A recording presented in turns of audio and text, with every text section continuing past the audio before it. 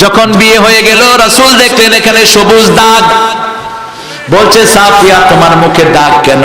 বলছে আমি স্বপ্ন দেখেছিলাম আপনার ঘরে আসার 2 বছর আগে আল্লাহ আমাকে স্বপ্ন দেখিয়েছেন আপনি আমার কোলে এসে হাজির।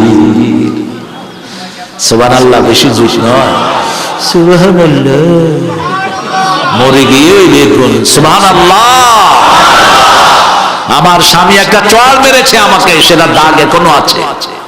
বলছে তুমি কাঁদছো কেন? বলছে উম্মে সালমা বলছে আমি নাকি ইহুদির মাইয়া।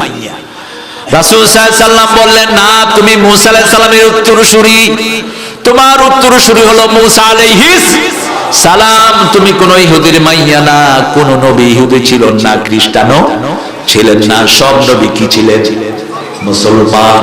তারা ইব্রাহিম আলাইহিস সালামকে বলে ইহুদি ছিল, কিছু মূর্খ ওয়াইজ কয় আর নবীগণ বেগুন ইহুদি আছিল, খ্রিস্টান আছিল, গাধা। আল্লাহ বলছেন সূরা আল ইমরান, মা কানা ইব্রাহিম ইয়াহুদিয়্যা ওয়ালা নাসরানিয়্যা ওয়ালাকিন হানিফান মুসলিমা ওয়া মা কানা মিনাল মুশরিকিন। আমার ইব্রাহিম ইহুদিও ছিল না, খ্রিস্টানও ছিল না, কারণ ইহুদি যদি না থাকে, তিনি যদি ইহুদি না হন, তার কোনো বাচ্চাও ইহুদি না, ঠিক না ঠিক? আমরা সব ইব্রাহিম আলাইহিস সালামের আওলাদ। কার আওলাদ? ইব্রাহিম আলাইহিস সালামের আওলাদ। তিনার 2টা ধারা, একটা ধারা ইসমাঈল আর একটা ধারা ইসহাক। বনি ইসরাঈলের সব নবী আসছে ইসহাক আলাইহিস সালামের ধারায়, আর ইউসুফ আলাইহিস সালামের ধারায়। একজন এসেছেন 100 জনের শেহজাদা, একজন এসেছেন সব নবীদের নেতা। কি নাম? মুহাম্মদ সাল্লাল্লাহু। এইজন্য দুরুদে যেটা ইব্রাহিম আলাইহিস সালামের নাম, এই দুরুদ পড়লে সব নবীদের উপরে দুরুদ চলে যায়। সাফিয়া হেসে দিলেন, রাসূল সাল্লাল্লাহু আলাইহি ওয়াসাল্লাম চলে গেলেন তার কাছ থেকে। এভাবে সব বিবিকে হাস্য উজ্জ্বল করে দিতেন, রাহমাতাল লিল আলামিন। আল্লাহ রাব্বুল আলামিন সেজন্য বলছেন লিতুনজিরা কওমান মা উনজিরা বাহুম ফাহুম গাফিলুন। সতর্ক করবেন নিজের ছেলে মেয়েকে। আজকে বেশি দরকার ছেলে মেয়েদের সতর্ক। ইন্টারনেট ধ্বংস করে দিচ্ছে আমাদের পরিবার, ঠিক না ঠিক? ছেলে মেয়ে সব পরকীয়ায় ব্যস্ত আছে। আপনারা নাই, আপনারা ভালো। বউরে পাশে রেখে আরেক বিড়ির লোকের কথা হয়, এরকম ডাকাত আছে না? কিসের তোর ফেসবুক? ফেসবুক গুড়িয়ে দে। যেই ফেসবুক আমলনামায় জিনা ঢুকায়, এই ফেসবুক পুড়ে ফেল। কিসের ফেসবুক? রাতে শোয়ার সময় সুন্নত নাই, ফেসবুক সাথে সাথে ঘুমায় যায়। যদি কোনো মেয়ে দেখে তুমি ঘুমাও, কিয়ামত পর্যন্ত এই ল্যাংটা মেয়ে তোমার চোখের সামনে হাজির করবেন কে? কিভাবে নাজাতের আশা করো? কিভাবে তুমি অন্যের সাথে সম্পর্ক করো? নিজের বিবি হলো সবচেয়ে বড় রহমত। বিবির সাথে খোশালাপ করতেন, রাহমাতাল লিল। বিবির সাথে পরামর্শ করতেন। দেখেন কত নবী সাইয়্যিদুল আম্বিয়া পরামর্শ নিতেন কার থেকে? বিবির থেকে। সফরে যখন রোজা নিষিদ্ধ হলো, রাসূল সাল্লাল্লাহু আলাইহি ওয়াসাল্লাম বললেন, এই তোমরা সফরে আছো, সবাই রোজা ভাঙো। একজনও রোজা ভাঙেন নেই। রাসূল সাল্লাল্লাহু আলাইহি ওয়াসাল্লাম মনে ব্যথা পেয়ে তাঁবুর ভিতরে গেলেন, গিয়ে বলছে আয়েশা আমার সাহাবীরা তো আমার কথা শুনতেছে না, কি করব? বলছে আপনি খায়া বের হন, দেখবেন সবাই খাবে। আপনি ঘরের থেকে কি করেন? খাজুর মুখে দিয়ে অনে হন, বেগুনা হইবে। কি পরামর্শ দেখেন! রাসূল সাল্লাল্লাহু আলাইহি ওয়াসাল্লাম ঠিকই মুখে খেজুর দিয়ে ঘর থেকে বের হলেন। এখন সবাই খাওয়া শুরু করলো। সুবহানাল্লাহ বলবেন না? তো পরামর্শটা নিচে কার থেকে? কার থেকে? বিবির থেকে নিয়েছেন। সুবহানাল্লাহ কইতে ইচ্ছা করে না। সব পরামর্শ মক্কার জমিনে কার সাথে করতেন? মা খাদিজাতুল কুবরা রাদিয়াল্লাহু আনহার সাথে। আর খাদিজাও মা এমন ছিলেন, রাসূলকে এত ভালোবাসতেন, রাসূল যখন আসতেন না দরজাটাকে বিছনা বানিয়ে দাঁড়িয়ে থাকতেন। আমাদের এই প্রিয় মা, সুবহানাল্লাহ বলি, দরজাটাকে দাঁড়িয়ে থাকতেন বিছনা বানিয়ে। আমার মায়েরা, আপনারা যারা শুনছেন, স্বামীর খেদমত কিভাবে করতে হয় শিখে নিন মা খাদিজার কাছ থেকে। আপনার জীবনে আপনার স্বামী সবচেয়ে বড় নেয়ামত। 4টা গুণ যেই মেয়ের মধ্যে থাকবে, রাসূল বলেছেন জান্নাতের সব দুয়ার খোলা থাকবে, যেদিক দিয়ে খুশি সে প্রবেশ করবে। কয়টা গুণ?